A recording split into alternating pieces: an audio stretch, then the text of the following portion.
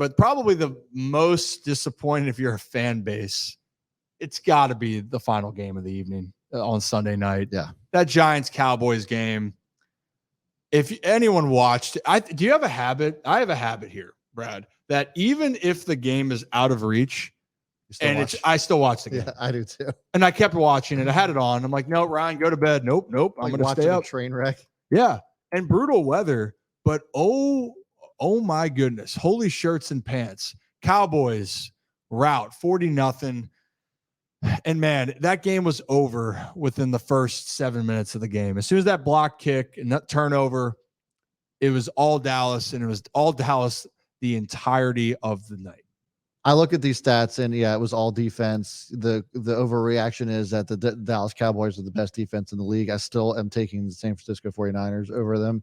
But for me, my opinion of Dak Prescott has not changed, Ryan, and one of the big reasons is 13 for 24. Those are pretty pedestrian, 143 yards. As you had mentioned, that, the game was kind of over, but he still made 24 attempts and 13 completions against a pretty defeated Giants team earlier on. So to me, nothing impressed me there with Dak.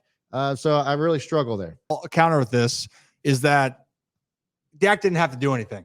I mean, the game was over because the self-inflicted wounds by the Giants, but also just how dominant the Cowboys were. Daniel Jones was running from his life, and Chris Collinsworth brought up a point that, and it's true, it's anything that happens for an athlete, when you have to speed yourself up, things are going to be more problematic. At the quarterback position, when you start speeding yourself up, and that internal clock goes off right after the ball snapped, Daniel Jones was so light-footed. He was trying to get rid of it and looking around to his surroundings that he was having a tough time looking for guys, and not a lot of people were open either.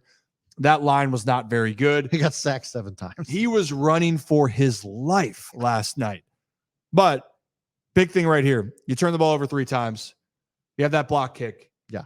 You can't do that. And Dallas, all they had to do was just keep running, be smart with it. And actually, the Giants defense, to me, didn't really play bad. But what are you going to do when your team's already in a big hole and your ball clubs turn the ball over at such a high rate early on? I believe it was the biggest shutout, that 40-0. It was the biggest shutout since the early 90s Steelers.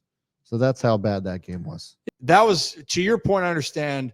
They play the Jets next week, I believe. That's going to be a more telling sign with Dak. I still believe in Dak a lot. I think that game, the weather was so brutal that all he had to do was, hey, we're going to run our plays. We're going to just do what we have to do. And that's also being a quarterback. I am not going to be the one to make the mistake to get our team in a bad situation. And Dak didn't do that. He did his job. And the Cowboys, not that they could have had anyone out there, the Cowboys are walking away feeling pretty damn good after week 1. Yeah, I get it. But 50% completions on a game that you're getting, that you could basically do whatever you wanted.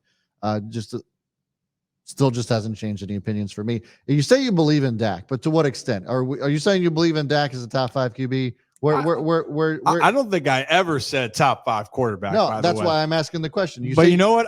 I need to go find my list. You saying I believe in Dak is way too broad. So I need you to get specific with this. Where are you seeing Dak at? I still view Dak as a top 10 quarterback or top 12. I think I forgot where I put him at the list. I don't know if I had him in the top 10 when I did my list because of situation. I think I did top 12. Look, I still do have certain questions, and it's not necessarily for Dak specifically, but for the Cowboys, especially now the pressure is going to build. This Cowboys team's loaded. Yeah. They're going to dominate the defensively.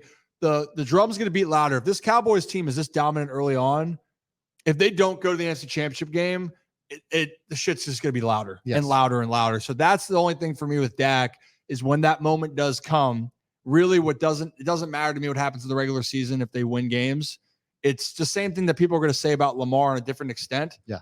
You got to win the playoffs. And whether that's all on the quarterback, that's not fair. But in Dallas with Dak, all the pressure is going to be on him. Well, and when you have a supporting cast like the Cowboys have, Dak just has to not lose the game at this point. I mean, at this point.